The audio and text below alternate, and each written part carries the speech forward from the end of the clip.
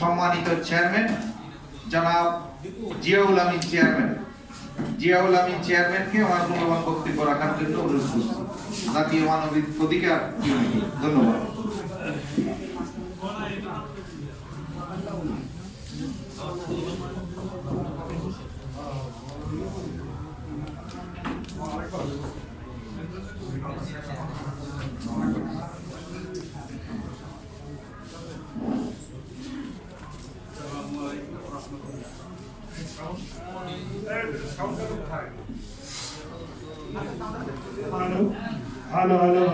মুখের কাছে নেন, মুখের কাছে নেন, মুখের কাছে সরিয়ে নেন।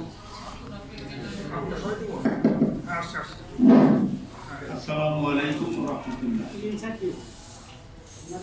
সবদিকে দেখতেছি বিচক্ষণতার সাংবাদিক বৃন্দ, আপনাদেরকে সম্মানিত কিছু বক্তব্য উপস্থাপন করছি।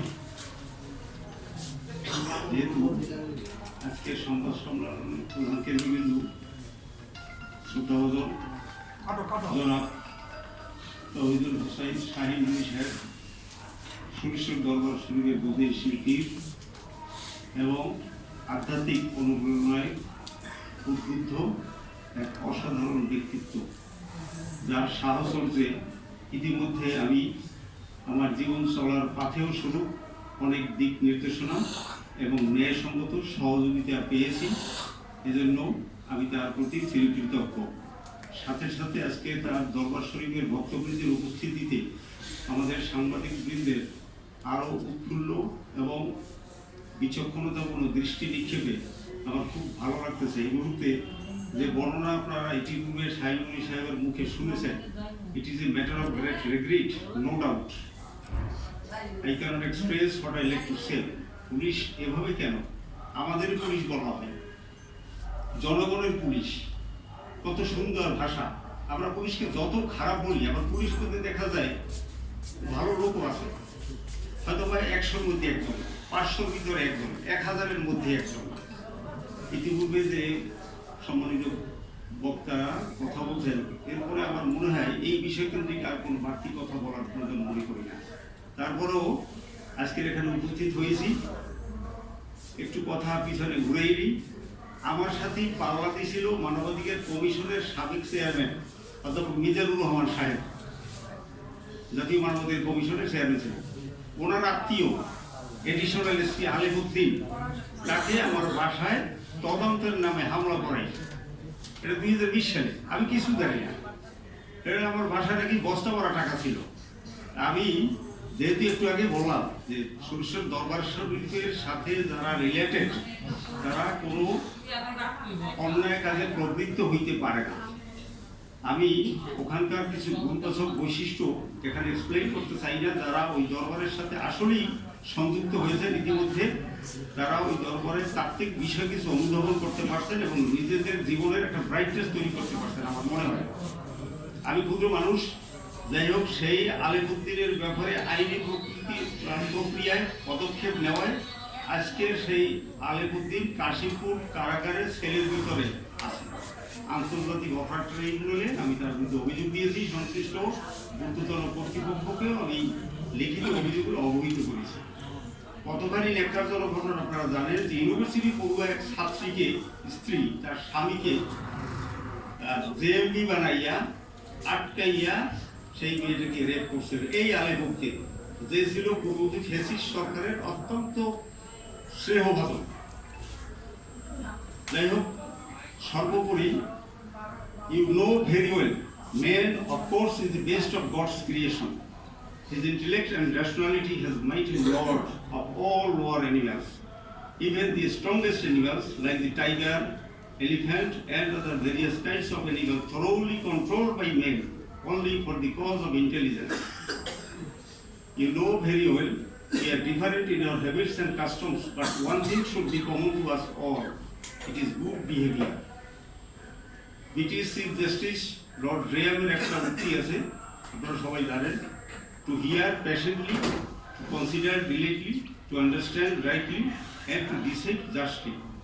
ইতিমধ্যে আপনারা যে ভিকটিম জনাব শাহিদুল সাহেবের মৌখিক স্পষ্টতার কথাগুলো শুনছেন, আশা করি হৃদয়ঙ্গম হয়েছে, অনুধাবন করছেন এবং অ্যাকর্ডিং টু ল তাকে প্রসিড হওয়ার জন্য আপনাদের যে the pen is mightier than the source এর উপর ভিত্তি করিয়া আপনাদের ঐকান্তিক প্রচেষ্টায় প্রচার ও প্রকাশ ও প্রচারণার মাধ্যমে যাতে প্রকৃত অপরাধী যে জয়নাল মার্ডারের যে প্রকৃত অপরাধী শাহিনুল সাহেব নিজেও বলেছেন যে আমিও চাই যে প্রকৃত অপরাধী বেরিয়ে আসুক, কতখানি মনের জোর থাকলে কথাটা তার মুখ থেকে প্রকাশ পায়।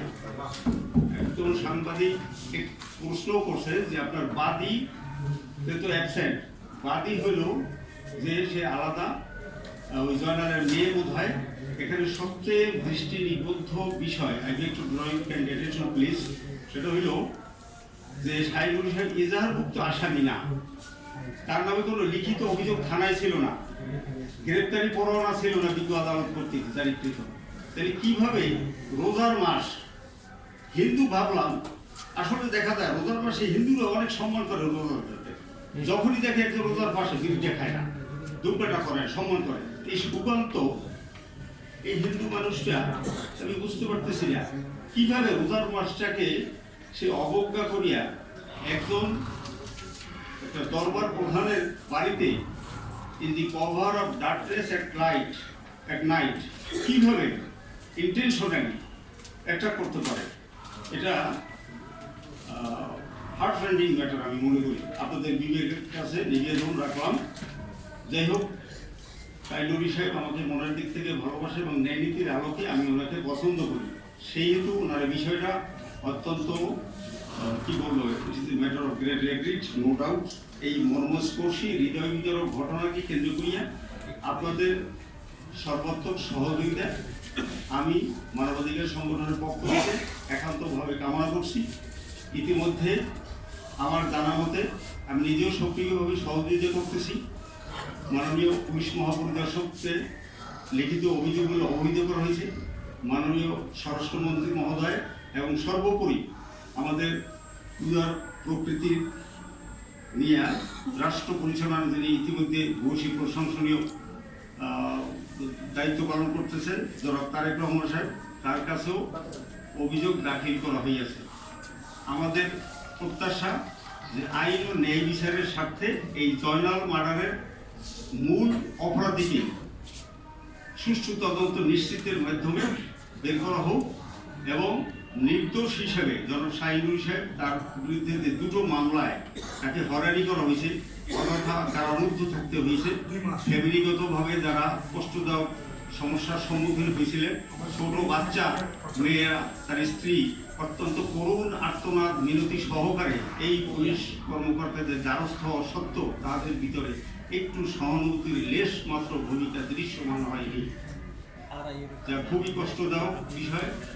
এ বিষয়ে আমি আর বাড়তি কথা বলতে চাই না, যেহেতু একটা মানুষ মর্মাহত এবং আসলেই হৃদয়স্পর্শী কথা একটু আগে উনি ব্যক্ত করেছেন। এখানে আরও এটি নিয়ে আলোচনা করতে গেলে আমি মনে করি মরার উপর খাড়ার ঘা, এগুলো আপনারা অনুধাবন করতে পারছেন। আমার মনে হয় অনেক কিছু সেই অব্যক্ত বেদনায় কাতরাচ্ছে, যেটা সবার সম্মুখে এখনো পর্যন্ত প্রকাশ করতে নিয়ে হিমশিম খাইতেছে। যাই হোক, আপনারা সমাজের দর্পণ আপনাদের লেখনের মাধ্যমে এবং আপনাদের অভিজ্ঞতার আলোকে এই সংবাদ সম্মেলনের তাৎপর্যপূর্ণ ভূমিকাটি সুস্পষ্টভাবে আইনমাফিক সামাজিক হইতে প্রতিফলিত হবে, প্রকাশিত হবে, এবং this is why mister Shahinul must be grateful to you. I beg to draw you kind attention. এই মুহূর্তে আমি আর বাড়তি কোনো কথা বলতে চাই না। আপনাদের সাথে যে সম্মিলিতভাবে এখানে উপস্থিত হইতে পারছি এবং দুটো সত্য কথা বলার জন্য মনস্পৃহা ব্যক্ত করছি, এটাও আমার আসল সময়ে নাজাতের উচিল হইতে পারে। Thank you. এই পর্যায়ে একটু আলোচনা নিয়ে আসবেন মাওলানা ইমরান হোসেন, মুন্সিগঞ্জ জেলা।